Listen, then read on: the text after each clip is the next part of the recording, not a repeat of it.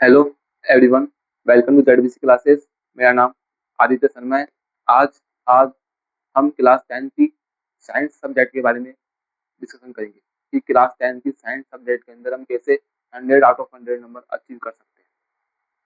मैंने सुना था कि आप लोग क्लास 9 से क्लास 10 के अंदर आ चुके हो, क्लास 10 के अंदर आ चुके हो तो अब आपका सपना है कि क्लास 10 की साइंस सब्जेक्ट के अंदर, क्लास 10 की मैथ सब्जेक्ट के अंदर हम 100 आउट ऑफ 100 नंबर अचीव कैसे करें। लेकिन आपके मन में एक डर है कि आपने सुना था अपने परिवार में या फिर गांव में अपने टीचर से, अपने सीनियर्स को कहीं से सुना था कि क्लास 10 की साइंस सब्जेक्ट काफ़ी डिफिकल्ट होती है। क्लास 10 की साइंस सब्जेक्ट के अंदर कभी भी आप 100 आउट ऑफ 100 नंबर अचीव नहीं कर सकते हो, क्योंकि क्लास 10 की साइंस सब्जेक्ट है, उसके अंदर फिजिक्स भी आती है, केमिस्ट्री भी आती है, बायोलॉजी भी आती है। फिजिक्स के चैप्टर्स भी होते हैं, केमिस्ट्री के चैप्टर्स भी होते हैं, बायोलॉजी के चैप्टर्स भी होते हैं। यदि आपने क्लास 10 की साइंस सब्जेक्ट के अंदर केमिस्ट्री स्ट्रॉन्ग कर ली, बायोलॉजी स्ट्रॉन्ग कर ली, तो फिजिक्स वीक हो जाएगी। अगर फिजिक्स वीक रह गई तो आपका ड्रीम है जो 100 आउट ऑफ 100 का, वो अचीव नहीं कर पाओगे। यदि आपने बायोलॉजी के अंदर और फिजिक्स के अंदर स्ट्रॉन्ग कर लिया तो केमिस्ट्री वीक रह जाएगी। केमिस्ट्री वीक हो गई तो आपकी 100 आउट ऑफ 100 का ड्रीम ड्रीम रह जाएगा।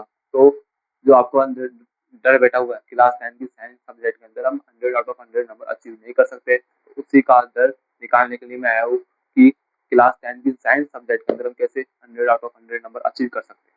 तो उसके लिए आपको क्या करना है, सबसे पहले क्लास 10 की साइंस सब्जेक्ट है उसको सिलेबस को देखना होगा। क्लास 10 की साइंस सब्जेक्ट के अंदर कितने चैप्टर्स है। तो मैंने अभी आपको क्या बताया कि क्लास 10 की साइंस सब्जेक्ट के अंदर आपको 100 आउट ऑफ 100 नंबर अचीव करने हैं। तो उसके लिए क्या करना है, पहले देखना है इसको सिलेबस कि साइंस सब्जेक्ट का सिलेबस क्या है।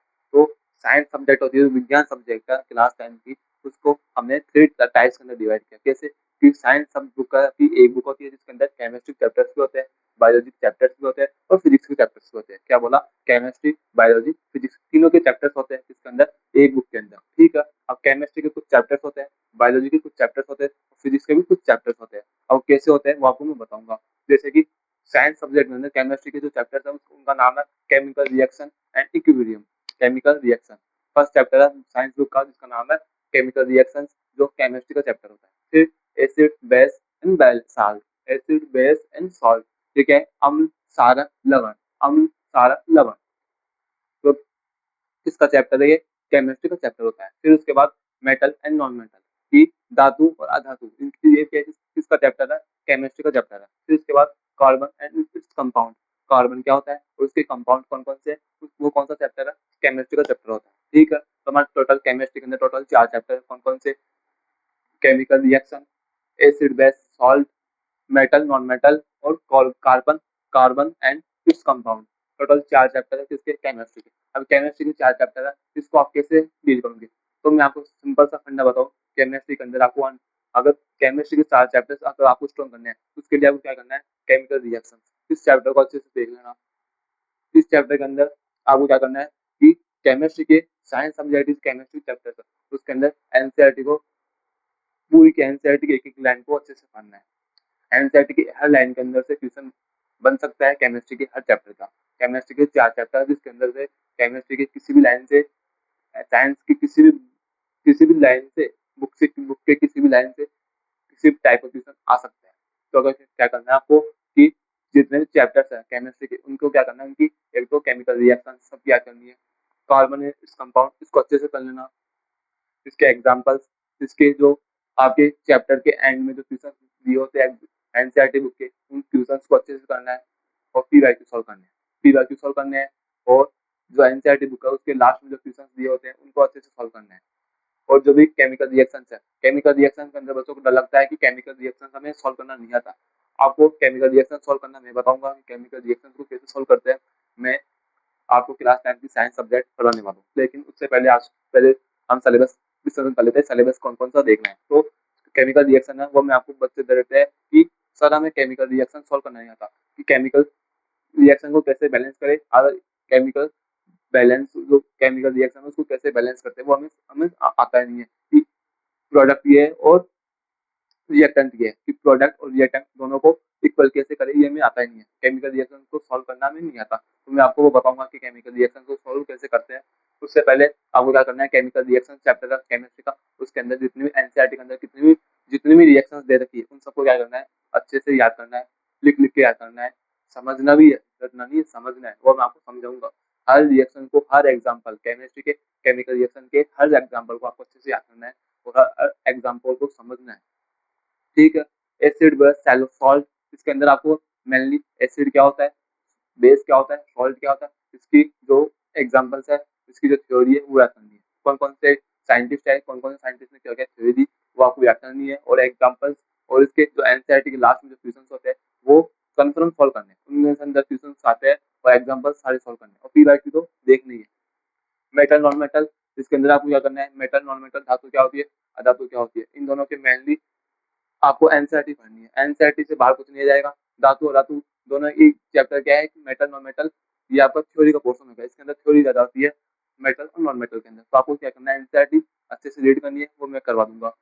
Carbon and its compound, carbon क्या होते हैं और इसके कंपाउंड, काफी इंपॉर्टेंट चैप्टर है केमिस्ट्री के अंदर। यदि आप क्लास 10 के बाद क्लास 11 में जाकर साइंस सब्जेक्ट लोगे स्ट्रीम, तो आपके पास कार्बन इट्स कंपाउंड है, काफी इंपॉर्टेंट चैप्टर है। इससे नीट में और जी में काफी नीट एग्जाम और जी एग्जाम होती है, जी मेंस, उसके अंदर काफी सारे क्वेश्चन आते हैं जो इसी के बेस पर होते हैं।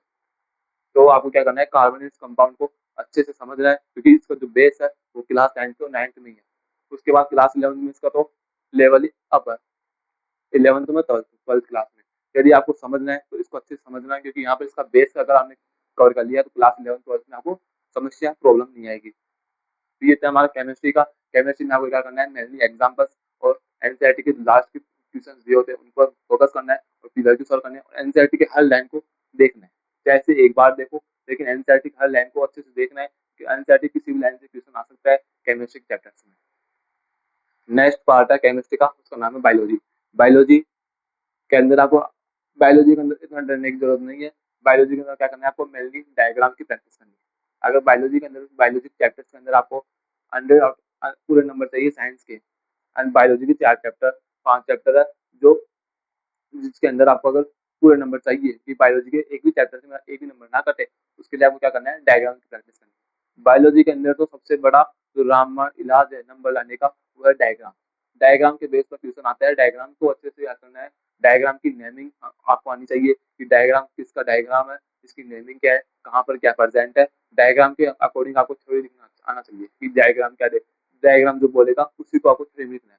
तो बायोलॉजी के अंदर तो आपको क्या करना है, डायग्राम के ऊपर ज्यादा प्रैक्टिस करनी है। जब आप जितनी बार आप डायग्राम की प्रैक्टिस करोगे उतनी बार आपको बायोलॉजी ईजी लगेगी। तो बायोलॉजी के अंदर हर चैप्टर के अंदर आपको क्या करना है, डायग्राम की प्रैक्टिस करनी है। फिजिक्स के चैप्टर्स, फिजिक्स के चैप्टर्स अभी मैंने यहाँ लिखे नहीं, जहाँ पर मेरे पास स्पेस नहीं था, जगह नहीं बची। मैं आपको बताऊँ, जो फिजिक्स के चैप्टर्स के अंदर लाइट आती है, इलेक्ट्रिसिटी, इलेक्ट्रिक करंट और एक ह्यूमन आई, टोटल 4 चैप्टर हमारे इसके फिजिक्स के, जिसके अंदर आपको देखना है मेनली लाइट के ऊपर। लाइट के ऊपर क्वेश्चन आते हैं, इलेक्ट्रिसिटी, इलेक्ट्रिक करंट, ये सारे इंपॉर्टेंट चैप्टर है। लेकिन आपको इलेक्ट्रिसिटी, इलेक्ट्रिक करंट ये क्या है, बेस है। यदि आपने इसको कवर कर लिया तो आपकी फिजिक्स कवर हो जाएगी। तो अगर आपको करना है, क्या करना है कि साइंस के अंदर 100 आउट ऑफ 100 नंबर लाने हैं, तो आपको हर पोर्सन, केमिस्ट्री हो, फिजिक्स हो या फिर बायोलॉजी हो, हर टाइप के क्वेश्चन सॉल्व करने आने चाहिए। केमिस्ट्री के अंदर केमिस्ट्री के टाइप के क्वेश्चन आएंगे रिएक्शन के अकॉर्डिंग, बायोलॉजी के अंदर डायग्राम के बेस पर क्वेश्चन आएंगे, डायग्राम आने चाहिए आपको, और फिजिक्स के अंदर न्यूमेरिकल्स आएंगे, जिसके लिए आपको क्या करना है, फॉर्मूला करना है। जो फॉर्मूला सबसे बेस्ट है, यदि आपको फिजिक्स के अंदर एक भी नंबर नहीं कटाना है ना, कि फिजिक्स के अंदर सारे क्वेश्चन सॉल्व करके आना है मुझे, तो फिजिक्स के सारे चैप्टर्स के सारे फॉर्मूला आपको एक फॉर्मूला लिस्ट बनाना, उसको याद करना, सुबह शाम दोपहर तीनों टाइम उसको एक बार देख लेना।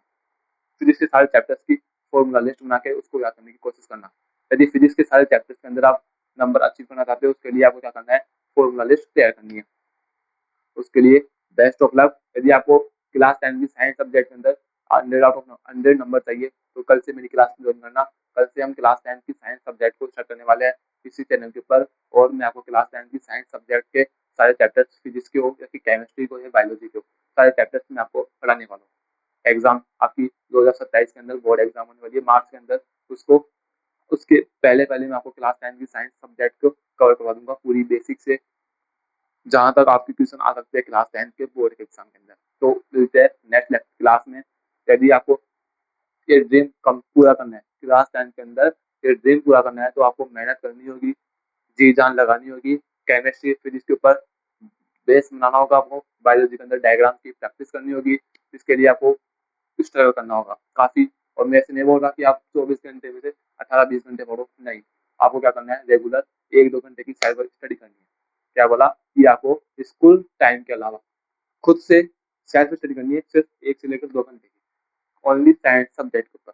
अगर साइंस सब्जेक्ट के अंदर आपने स्टार्टिंग से 1-2 घंटे दे दिए साइंस को और मैथ को, तो आपकी परसेंटेज कभी भी डाउन नहीं होगी, आपकी परसेंटेज हमेशा अप ही जाएगी 9th क्लास के बेस में।